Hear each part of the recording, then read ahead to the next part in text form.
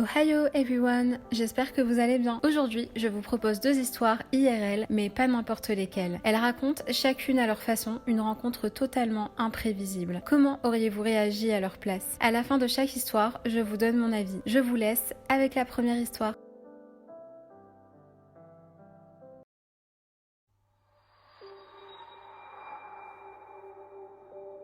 Bonjour à tous, j'ai décidé de poster dans ce subreddit l'histoire la plus improbable et flippante qui me soit jamais arrivée, vous allez comprendre. Tout a commencé un soir où je sortais en boîte avec mon ami Henry. Sur le chemin de la boîte, j'avais la sensation que quelqu'un nous suivait. Pire, il semblait nous stalker. J'ai fini par repérer l'homme qui nous suivait. Mes soupçons s'étaient confirmés. Comme mon ami me disait que je me trompais et qu'il prenait peut-être juste le même chemin que nous, j'ai fini par passer à autre chose. La soirée s'est ensuite bien passée comme d'habitude. Le lendemain, Henrik m'a appelé et m'a proposé de sortir de nouveau ce soir. On avait passé une super soirée la veille et il voulait la refaire ce soir-là. Je lui ai répondu ok, mais j'ai tout de même remarqué qu'il avait l'air un peu en colère sans savoir vraiment pourquoi. Ce détail est vraiment important. Le soir venu, on passe encore une super soirée. Je m'étais rendu compte ce soir-là que j'avais oublié mon téléphone chez moi, mais j'étais déjà totalement ivre, donc je n'y pensais même plus. La seule source de lumière que j'avais était mon vieux Zippo. À un moment donné, je sors du club avec Henrik pour prendre l'air et fumer une cigarette.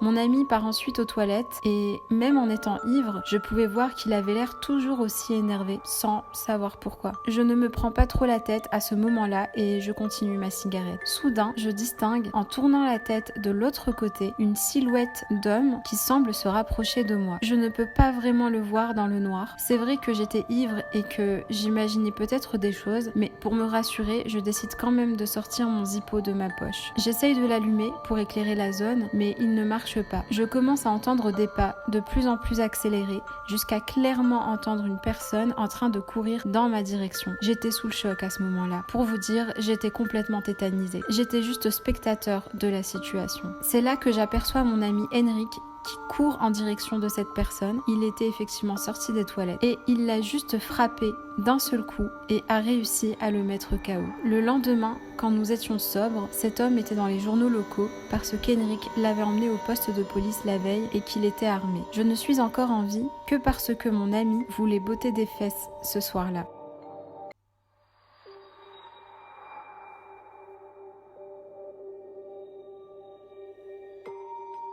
Cette histoire est assez récente. Elle date de la fin de l'été 2022. À cette période, je rejoins de la famille qui habite en montagne. Le village est dans une vallée entourée par des champs. Au-delà, c'est de la forêt. Je sais que la faune est plutôt riche. Lors de balades en forêt, nous avons déjà croisé diverses bêtes et des têtes d'animaux coupées, laissées par les chasseurs. Bonne ambiance. J'aime observer les étoiles. Depuis quelques années, avec ma cousine, nous avons l'habitude de prendre quelques couvertures, une lampe et de s'allonger au milieu des champs. Je chéris ce moment qui est la seule fois de l'année où nous nous retrouvons. Cette année, pour la première fois, ma cousine n'est pas là, mais j'ai vraiment besoin de calme. En plus, il y avait pas mal d'étoiles filantes, donc je décide de le faire seule. Je sors avec le strict minimum, un gros pull, mon téléphone en mode torche, une serviette de bain pour m'allonger et une paire de tongs. Comme je suis seule, j'en profite pour m'éloigner encore plus que d'habitude. Je n'ai pas vraiment peur du noir et le village brille un peu trop à mon goût. Je traverse à peu près 2 champs, un peu en friche, je crois. Le ciel est magnifique et je reste presque 2 heures dans les champs. Je retrouve les constellations comme des vieux amis. La nuit, le village est comme mort, alors dans la plaine, tout résonne étrangement. J'entends les rares voitures qui passent comme si elles étaient juste à côté de moi. À tel point qu'il m'arrive de tourner régulièrement la tête pour vérifier qu'elles ne vont pas me rouler dessus. J'entends aussi tous les froissements de feuilles, tous les craquements de la forêt. Il y a des oiseaux nocturnes, des pas légers,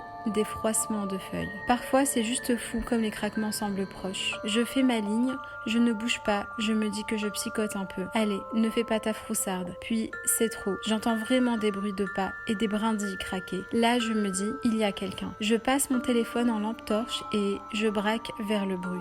J'ai la peur de ma vie. À 10 mètres, je vois quelque chose se figer. On dirait un gros chien, poil brun, gris court. Il était en train de traverser le champ et ne m'avait manifestement pas vu. nuit noire, couché depuis 2 heures sans faire de bruit. Quand la lumière le touche, il s'arrête et tourne lentement la tête. Je vois ses 2 yeux briller. Je ne sais pas trop comment, mais la seconde d'après, j'étais debout, serviette en main. On a de drôles de priorités parfois. Et on se regardait dans les yeux. Ça a duré une éternité. Là, il y a toutes les pensées du monde qui me passent par la tête. Je ne sais pas si c'est un chien sauvage ou peut-être un loup. Je sais qu'on est en été. Et qu'en été, les loups sont peureux. Je sais qu'il est seul. Je sais que s'il m'attaque, c'est pour se défendre. Je me dis, je fais quoi ?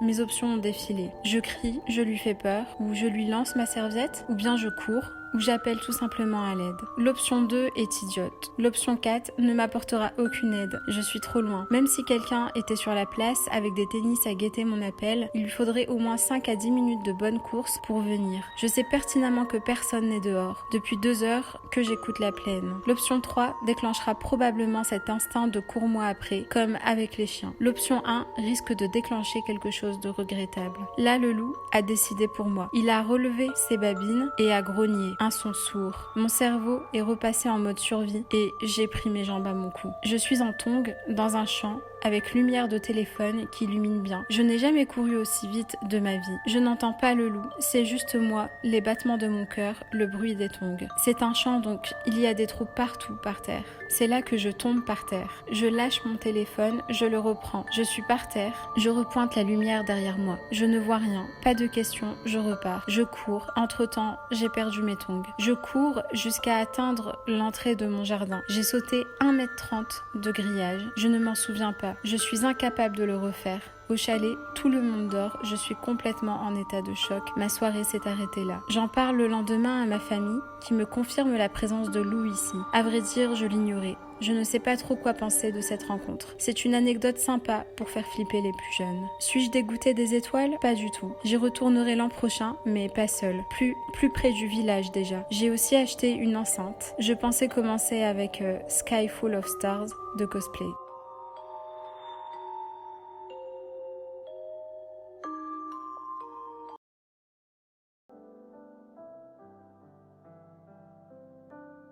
La première chose que je me suis demandé en lisant cette histoire, c'est que voulait cet homme ? D'après ce que la personne raconte, on comprend qu'il s'agit de la même personne qui les suivait la veille, lui et son ami. Est-ce qu'il était juste fou ou bien il y avait une raison particulière ? Aussi, le fait que son ami soit juste énervé, sans raison, m'a perturbée. Il voulait juste se battre, il voulait se défouler, ou est-ce qu'il y a un lien avec la personne qui a tenté de les agresser ? C'est un peu dommage qu'on ne sache pas ce qui a été écrit dans les journaux locaux. J'aurais bien aimé que la personne l'indique, car là, pour une fois, on a l'info, mais l'auteur ne nous dit rien, et je pense que ça pourrait aider à comprendre ses raisons, même si bien sûr rien ne justifie ce type de comportement. Voilà ce que j'en pense, et vous, n'hésitez pas à partager votre avis.